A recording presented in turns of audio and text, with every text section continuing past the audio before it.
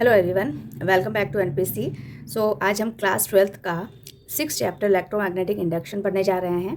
इसमें कुछ important topics हैं: magnetic flux, Faraday's law, Lenz law and self inductance, mutual inductance. Okay, यही topics आज हम डिस्कस करने वाले हैं। ओके, वन बाय वन सारे टॉपिक्स जो इंपॉर्टेंट हैं वो हम इस वीडियो में कवर करेंगे।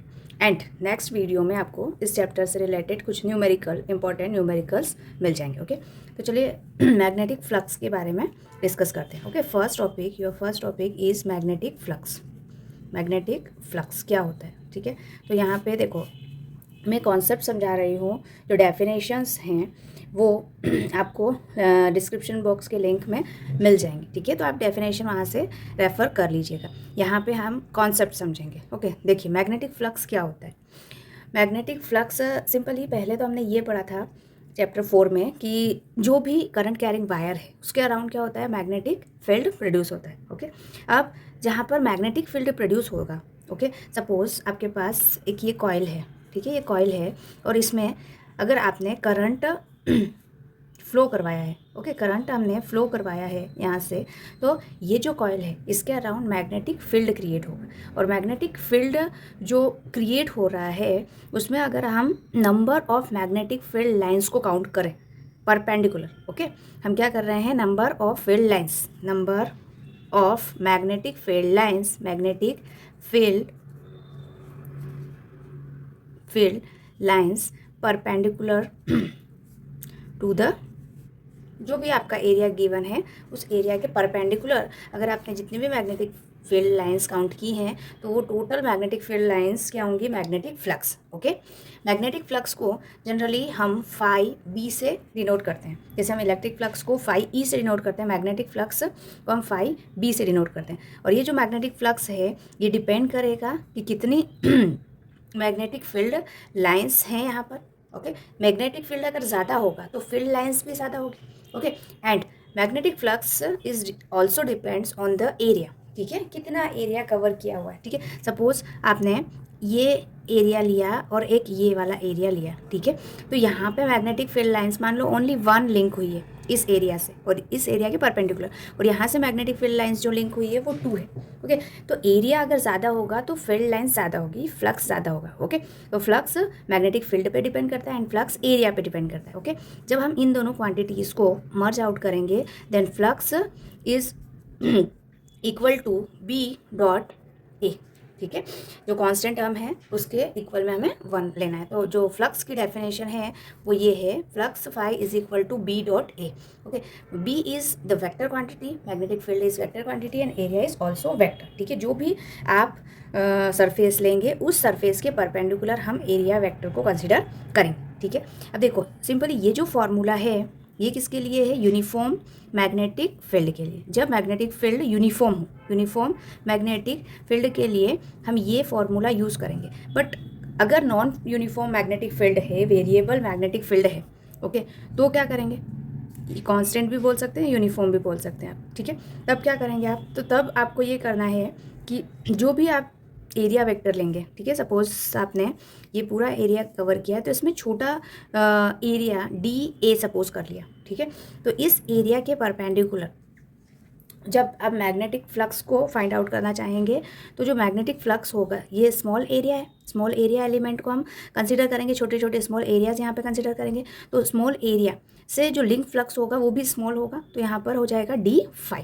Okay, and d phi is equal to B magnetic field into d A. Okay, जब आप टोटल फ्लक्स की बात करेंगे इसमें तो यहाँ पर दोनों इक्वेशन को इंटीग्रेट करेंगे, देन आपके पास आ जाएगा phi is equal to B dot d A. ठीक है, अभी हम देख रहे हैं कि यहाँ पर बी डॉट ए और यहाँ पर भी बी डॉट डी ए, इसका मतलब यहाँ डॉट प्रोडक्ट है। और डॉट प्रोडक्ट को जब भी आप ओपन करते हैं, ठीक है, यहाँ पर अगर आपने इसे ओपन किया तो जो फाई की वैल्यू है वो हो जाएगी B A cos theta. Okay, इसमें ये हो रहा है कि जो एरिया वेक्टर है एंड मैग्नेटिक फील्ड है दोनों का जो डायरेक्शन है वो सेम, दोनों का सेम है। ओके, सपोज आपने ये मैग्नेटिक फील्ड लिया है, ठीक है, और इसी का एरिया वेक्टर सेम डायरेक्शन में अगर आपने एरिया वेक्टर लिया है तो आप क्या करेंगे सपोज देखो ये डायग्राम, इसके अलावा आप इस तरह से अगर डायग्राम बनाएंगे तो ज़्यादा बेटर रहेगा। ये आपने एरिया वेक्टर भी इसी डायरेक्शन में लिया है और मैग्नेटिक फील्ड भी इसी डायरेक्शन में लिया, दोनों डायरेक्शन सेम है, तो आपको थीटा के प्लेस पे 0 पुट करना है। ठीक है, आपके पास ये इक्वेशन है, phi is equals to B A cos theta, और थीटा के प्लेस पे सेम डायरेक्शन है, देन थीटा के प्लेस पे आपको 0 पुट करना है। 0 डिग्री पुट किया तो फाई इज इक्वल्स टू हुआ B dot A. Okay, same direction है तो ये करना है। अगर डिफरेंट डायरेक्शन है, ठीक है, सपोज आपका जो एरिया वेक्टर है वो इस तरह से है, मतलब area vector in this direction and magnetic field in this direction, both are is in theta angle, ठीक है, थीटा एंगल पे है, देन हम क्या करेंगे, आपको phi is equals to B A cos theta, ठीक है, ये वाला फॉर्मूला अप्लाई करना है, क्योंकि अगर एंगल डिफरेंट है, यहाँ पर एंगल सेम है तो थीटा के प्लेस पे 0 कॉस 0 की वैल्यू है, बट कुछ एंगल दिया हुआ है तो यहाँ पर कॉस थीटा के प्लेस पे जो भी एंगल दिया हुआ है वो लिखना होगा। क्लियर। मैग्नेटिक फ्लक्स जो है वो कैसी क्वांटिटी है, स्केलर क्वांटिटी है, स्केलर क्वांटिटी है। इसके फॉर्मूलेज आपने पढ़ लिए, this is the constant, okay, this is for constant and this is for variable, ठीक है, ये वेरिएबल के लिए है, तो वेरिएबल के लिए हम ये वाला फॉर्मूला देखते हैं, ठीक है, ये वेरिएबल और ये कांस्टेंट के लिए, ये क्या है, स्केलर क्वांटिटी है, ओके, और इसका यूनिट जो होता है, यूनिट हो जाएगा या ऐसा यूनिट जो हो जाएगा, ऐसा unit of magnetic flux is weber, okay, W B से इसे डिनोट किया जाता है, and CGS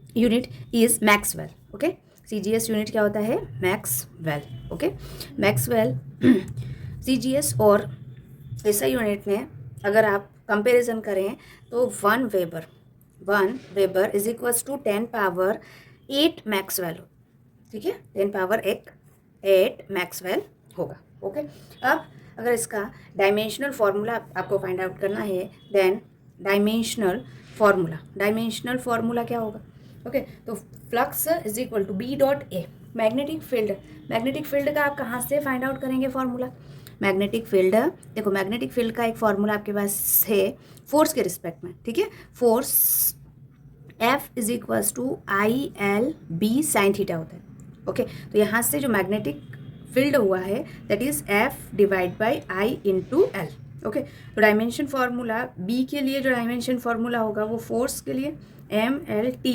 minus 2 divide by current के लिए एम्पियर एंड देन लेंथ के लिए L, ओके, और यहाँ पर एरिया के लिए हो जाएगा L स्क्वायर। जब आप इसको सॉल्व करेंगे तो आपके पास फाइनल जो डायमेंशन फार्मूला होगा वो क्या होगा, M, देखो यहाँ पर M as it is, L की पावर यहाँ 1 है, यहाँ 2 है, लेकिन ये 1 से 1 cancel, so L square and then T minus 2 and A minus 1, okay, this is the dimension formula for magnetic flux. Clear. चलिए अब next topic is Faraday's law, Faraday's experiment plus law, ठीक है। तो देखो फैराडे ने 3 experiment किए, कितने experiment किए, 3 एक्सपेरिमेंट किए। उन्होंने फर्स्ट एक्सपेरिमेंट ये किया कि एक कॉइल लिया, ठीक है, एक कॉइल लिया, उसमें उन्होंने एक गैल्वेनोमीटर को फिक्स कर दिया, ये गैल्वेनोमीटर है, ये आपको करंट की वैल्यू देगा, ओके, और इस कॉइल के पास में उन्होंने मैग्नेट रख दिया, ये मैग्नेट NS। अब हमने फर्स्ट एक्सपेरिमेंट में क्या किया, कॉइल को स्टैटिक पोजीशन में रखा है और मैग्नेट को मूव किया। मैग्नेट को जब आप टुवर्ड्स द कॉइल मूव करते हो, ठीक है, टुवर्ड्स द कॉइल मूव करते हैं तो यहाँ से क्या होगा, ये मैग्नेट में मैग्नेटिक फील्ड लाइंस जो होंगी, मतलब लाइंस का मतलब मैग्नेटिक फ्लक्स जो होगा वो इस कॉइल से क्या होगा, लिंक होगा, ठीक है, इस कॉइल से लिंक होगा। और जब आप इस मैग्नेट को मूव करेंगे, कंटिन्यूसली मूव करेंगे, तो यहाँ से जो लिंक होने वाली लाइंस हैं वो चेंज होगी, यानी कि मैग्नेटिक फ्लक्स चेंज होगा, और मैग्नेटिक फ्लक्स के चेंज होने से गैल्वेनोमीटर में क्या शो होगा, रिफ्लेक्शन शो होगा। इन द सेंस गैल्वेनोमीटर में आपको ये बताएगा कि इस कॉइल में करंट का फ्लो स्टार्ट हो गया है, करंट फ्लो होना स्टार्ट हो गया है, ठीक है।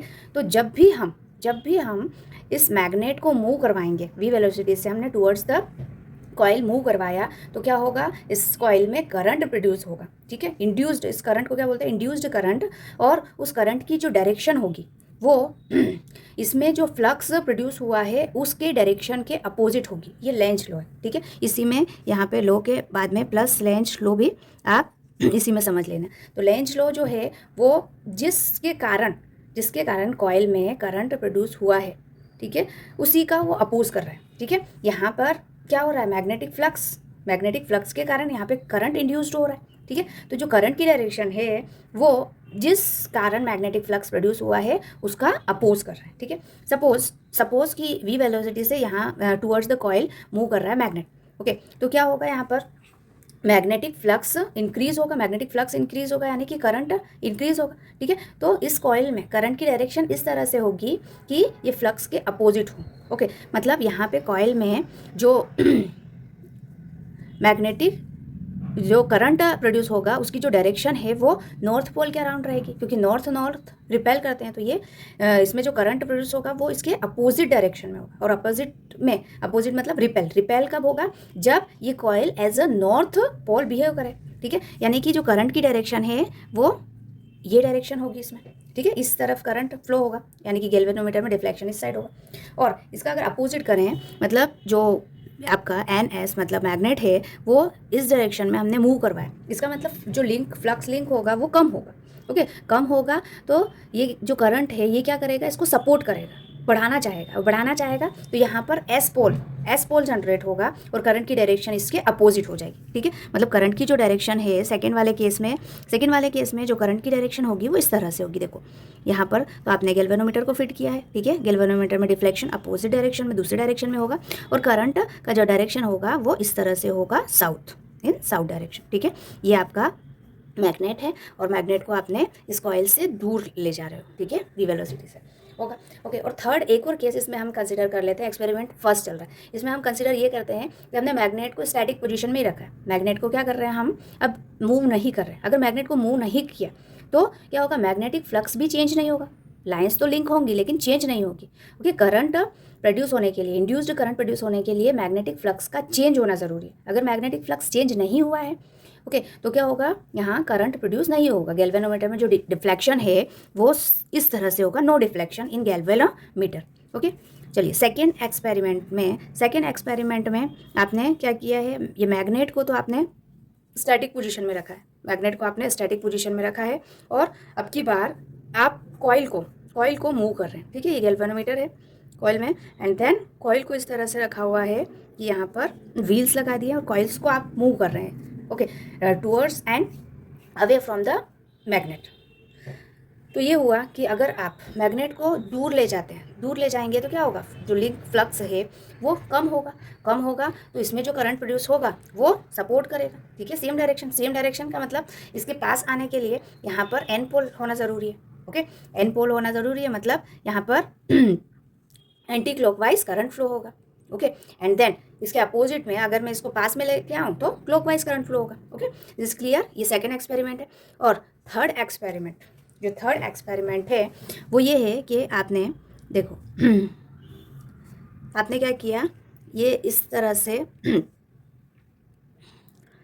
एक सिलेंड्रिकल सपोर्ट लिया और इस सपोर्ट के ऊपर आपने कॉइल्स को वाउंड कर दिया। इस तरह से ये कॉइल्स जो है उनको वाउंड कर दिया हमने, ठीक है। तो ये पी कॉइल है मान लो, और यहाँ पर कुछ डिस्टेंस पे ये है कॉइल्स एस, ओके। इन कॉइल्स को पी और एस कॉइल में, पी कॉइल को आपने क्या किया, बैटरी से कनेक्ट कर दिया। सपोज यहाँ पे आपने बैटरी लगा दी, ओके।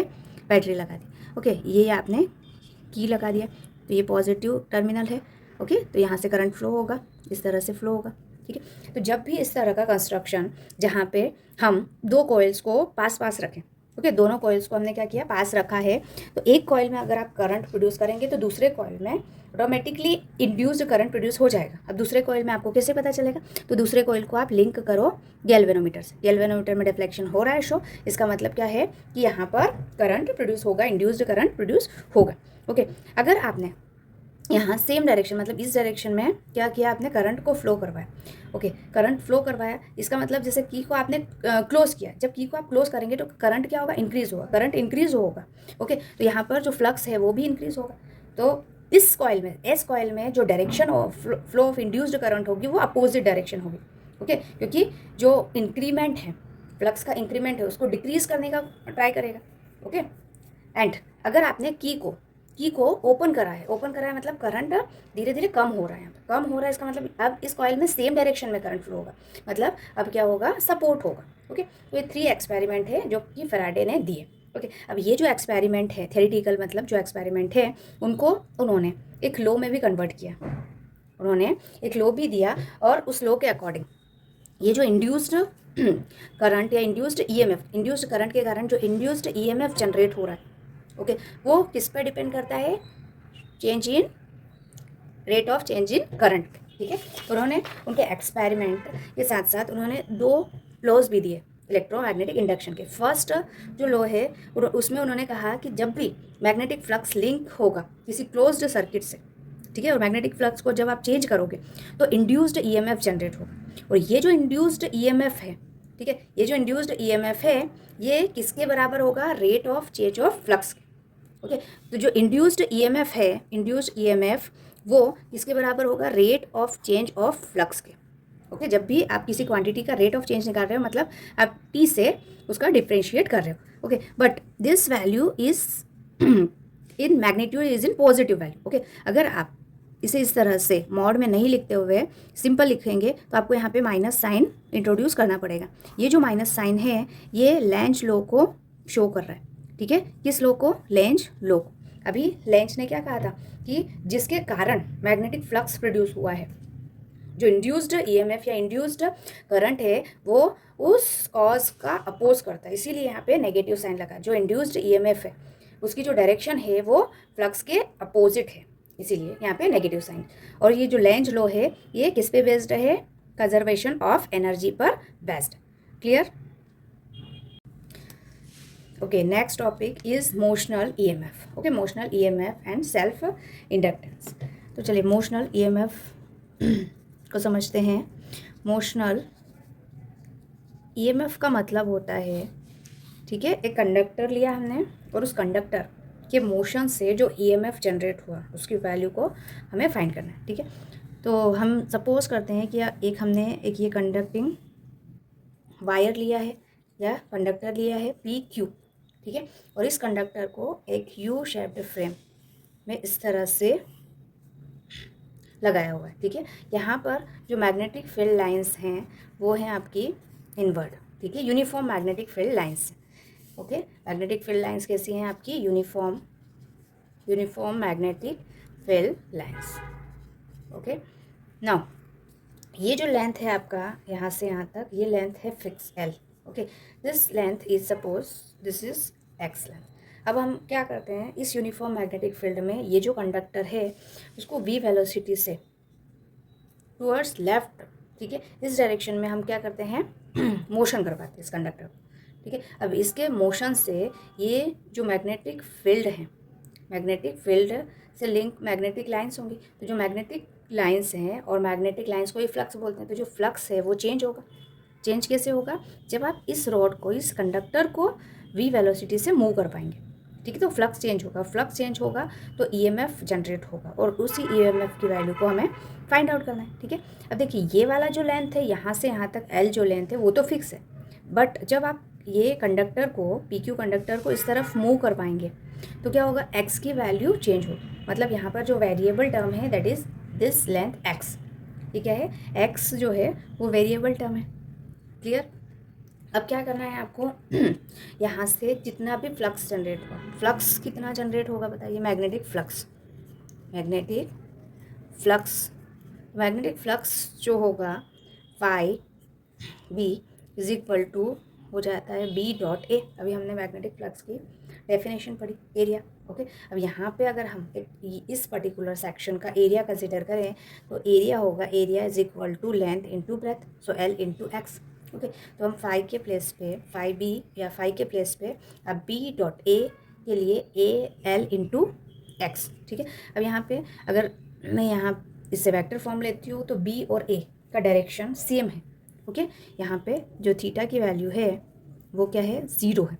ओके, क्योंकि जो मैग्नेटिक फ्लक्स है वो इनसाइड है और ये जो आपका पर्टिकुलर सिस्टम है इसका एरिया भी या तो आप आउटवर्ड या इनवर्ड ले सकते हैं। ठीक है, आपकी मर्जी, तो आप इनवर्ड ले लीजिए, सेम डायरेक्शन हो गया। तो एंगल जो है वो थीटा 0 हो गया, ठीक है। अगर आप अपोजिट डायरेक्शन लेते हैं तो 180, यहाँ पे जो फ्लक्स है वो नेगेटिव हो जाता है, ओके। फ्लक्स पॉजिटिव भी हो सकता है, नेगेटिव भी हो सकता है, ओके। तो यहाँ से फ्लक्स आपको मिला ये, ठीक है। अब इसके बाद में फैराडेज लॉ से आप क्या करोगे, इसका ईएमएफ फाइंड आउट करेंगे। फैराडेज लॉ क्या करना है आपको, फैराडेज लॉ को यूज़ करना है। तो ईएमएफ इज इक्वल टू, हमने अभी पढ़ा था d phi by d t, ठीक है, rate of change of flux, Faraday's law जो हमने अभी पढ़ा था। तो E is equal to minus d phi by d t, okay. अब फाई की जो वैल्यू है वो आपको यहाँ पे पुट करनी है, d phi by d t, phi की वैल्यू है B L into x, B L into x, ठीक है। So E is equal to minus B constant, magnetic flux देखो यूनिफॉर्म है, मैग्नेटिक फील्ड यूनिफॉर्म है, कांस्टेंट है तो बाहर आ जाएगा। एल भी कांस्टेंट है, एल चेंज नहीं हो, चेंज क्या हो रहा है, ये एक्स जो डिस्टेंस है ये चेंज हो रहा है। तो आप क्या करेंगे, यहाँ पर D x by d T लिखेंगे, ठीक है। अब आप इसका सिर्फ मैग्नीट्यूड फाइंड कर रहे हैं तो आप इसे पॉजिटिव वैल्यू में कंसीडर कर सकते हैं। सो बी इंटू एल, ये d x by d t, d x by d t ये क्या होता है, तो change in distance with respect to time, that is velocity, okay. तो ये जो वैल्यू है दैट इज़ द वेलोसिटी। तो जो ईएमएफ का फॉर्मूला है आपका वो आया बी एल वी या बी वी एल, ओके, बवाल, B V L, this is the formula of EMF in motional conductor, okay. अब देखो ये तो आपका मैग्नीट्यूड आ गया, ईएमएफ की जो वैल्यू है बी वी एल ये मैग्नीट्यूड है। अगर आप इसका डायरेक्शन फाइंड करना है, क्या फाइंड करना है आपको, डायरेक्शन फाइंड करना है, तो आप Fleming's right hand rule use करेंगे। कौन सा, Fleming's right hand rule, okay, right hand rule. अब वो कैसे यूज़ करना है आपको इसमें राइट हैंड इस तरह से रखना है, ये जो आपकी ये वाला फिंगर है, ठीक है, फर्स्ट 2 फिंगर में this finger is in the direction of magnetic field, okay, magnetic field के डायरेक्शन में। थंब आपका जो भी कंडक्टर मोशन कर रहा है जिस डायरेक्शन में, मतलब वेलोसिटी की डायरेक्शन में आपको थंब को प्रेस करना है, ठीक है। थंब को आपने इंडिकेट किया किसकी डायरेक्शन में, वेलोसिटी की डायरेक्शन में। ये जो फर्स्ट फिंगर है, फर्स्ट फिंगर को आप फील्ड की डायरेक्शन में, मतलब इनसाइड फील्ड की डायरेक्शन में। तो ये जो मिडिल फिंगर होगा ये आपको इंड्यूस्ड करंट की डायरेक्शन को देगा, ठीक है। तो इस तरह से आपका राइट हैंड होगा, ओके। ये आपका कंडक्टर की डायरेक्शन जो मूव कर रहा है पी क्यू इस डायरेक्शन में, अंदर की तरफ, फर्स्ट फिंगर अंदर की तरफ, मतलब inside the magnetic field, and this middle finger shows the direction of induced current, okay. So with the help of Fleming's right hand rule we will find the direction of induced current, clear? Now next topic is self inductance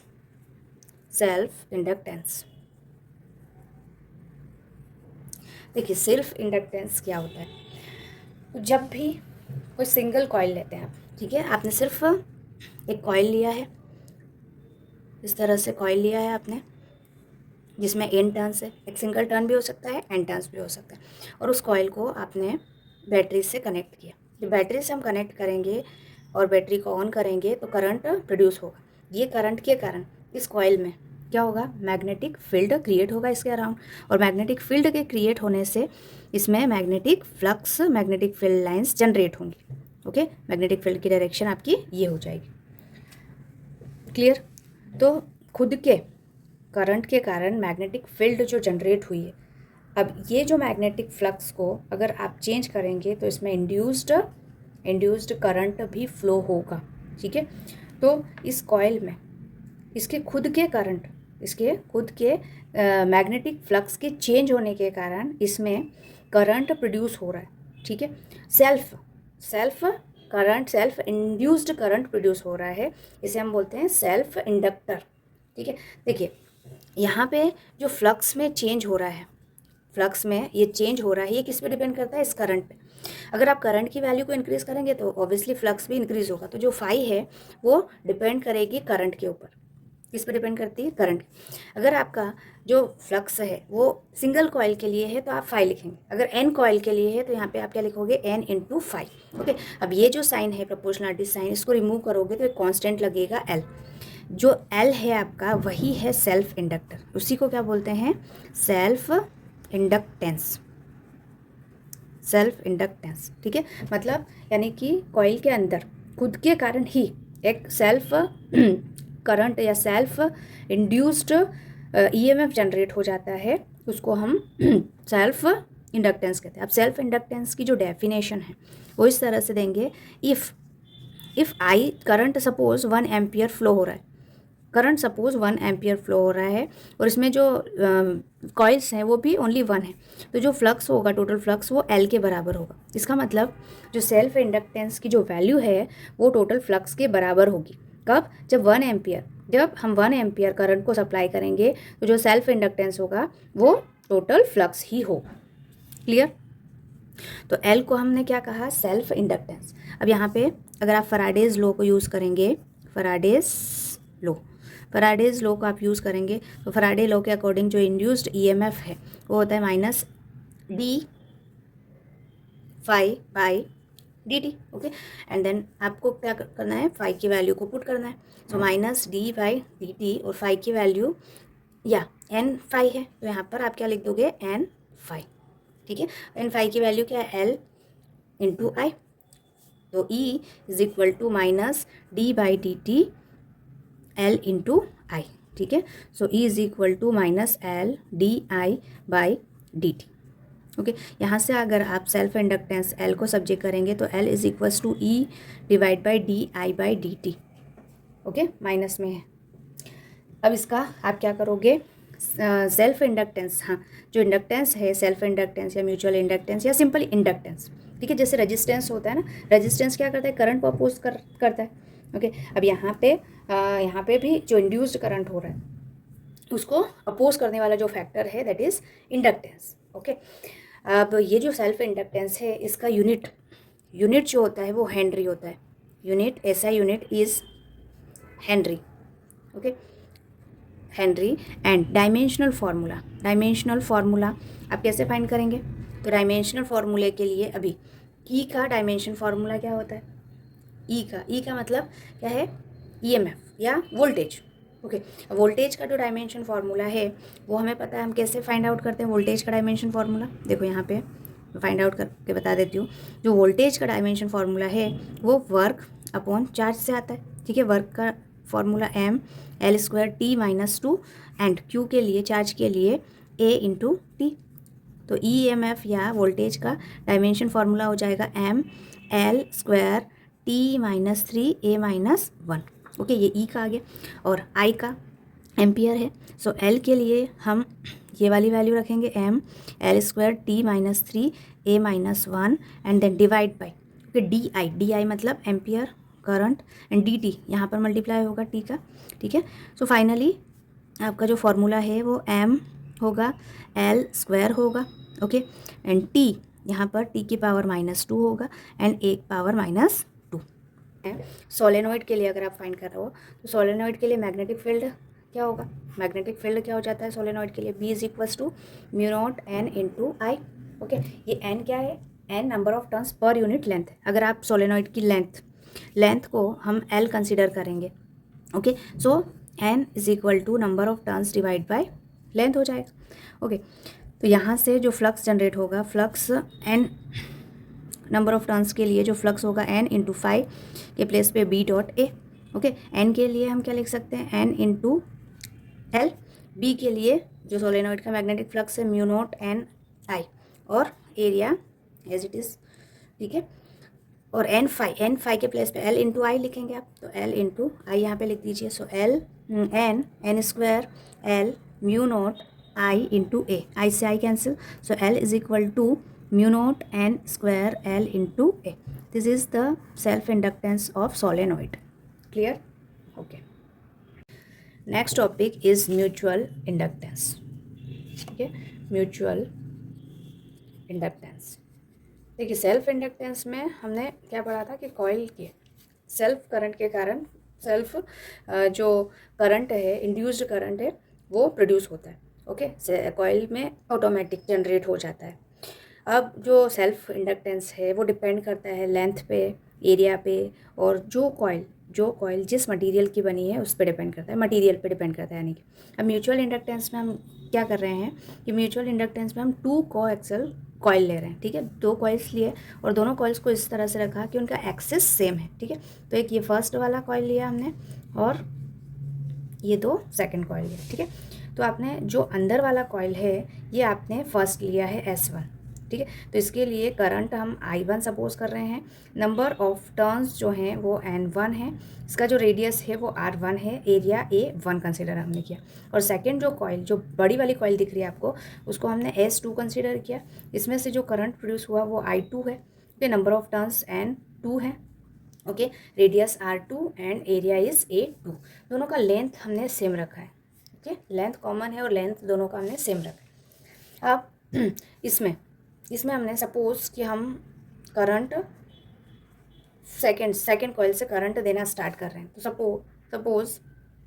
suppose current produce in second coil, current produced in second coil. ये second coil में हमने current क्या किया, produce किया।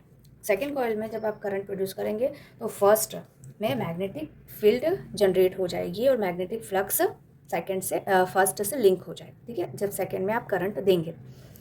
तो यहाँ पे जो फ्लक्स फर्स्ट में जनरेट हुआ वो किस पे डिपेंड कर रहा है, जो सेकंड में आपने करंट दिया उस पर, यानी कि flux ∅1 is depend on the current I2। Clear. अगर आपने ये जो टर्न्स हैं फर्स्ट कॉइल में, जो टर्न्स है वो N1 लिए, तो यहाँ पे N1 से मल्टीप्लाई कर दीजिए आप फ्लक्स, और ये प्रोपोर्शनलिटी साइन हटाया आपने, ये कांस्टेंट लगा, that is called mutual inductance. Mutual inductance 1 with respect to 2, mutual inductance of coil S1 with respect to S2, okay. ये आपका म्यूचुअल इंडक्टेंस हो गया। क्लियर। अब देखिए, अगर हम ये सोलेनॉइड जो कोएक्सियल सोलेनॉइड ले रहे हैं, इस सोलेनॉइड में जो क्रिएट होने वाला मैग्नेटिक फील्ड है, ठीक है, फर्स्ट हमने सेकंड में करंट जनरेट हुआ, तो इसके कारण जो मैग्नेटिक फील्ड प्रोड्यूस होगी B2, वो कितनी होगी, म्यू नॉट N2I2। कितनी मैग्नेटिक फील्ड क्रिएट हुई है, करंट हमने I2 दिया उसके कारण, ओके। अब इसके थ्रू जो फ्लक्स जनरेट होगा वो क्या होगा, ∅1 इज इक्वल टू B.A, ठीक है। अब जो हमने फर्स्ट जो कॉइल लिया है वो छोटा वाला कॉइल है, सेकंड वाला कॉइल बड़ा, तो सेकंड कॉइल में करंट हमने दिया है।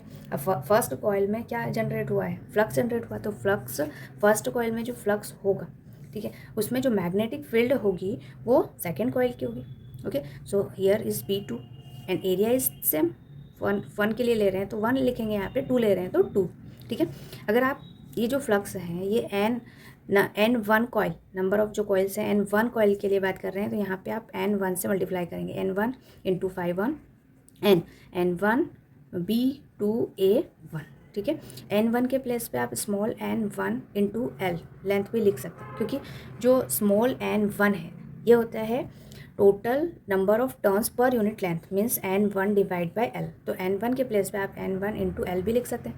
जो मैग्नेटिक फील्ड B2 होगा वो कितना हो जाएगा यहाँ से, म्यू नॉट N2I2, ओके। और A1 मतलब एरिया जो है πr1², ओके। ये जो कॉइल्स हैं ये सर्कुलर है, तो सर्कल का एरिया जो होगा वो हमने यहाँ पे लिखा है, ठीक है। तो ये है आपका N1 ∅1, और N1 ∅1 के प्लेस पे आप ये लिख सकते हैं म्यूचुअल इंडक्टेंस के रिस्पेक्ट में M12 into I2 is equal to N1, okay, pi N2 mu not L I2 R1², I2 से I2 कैंसिल हो जाएगा, so M12 is equals to mu not N1 N2 pi L into R1², ठीक है। Similarly अगर आप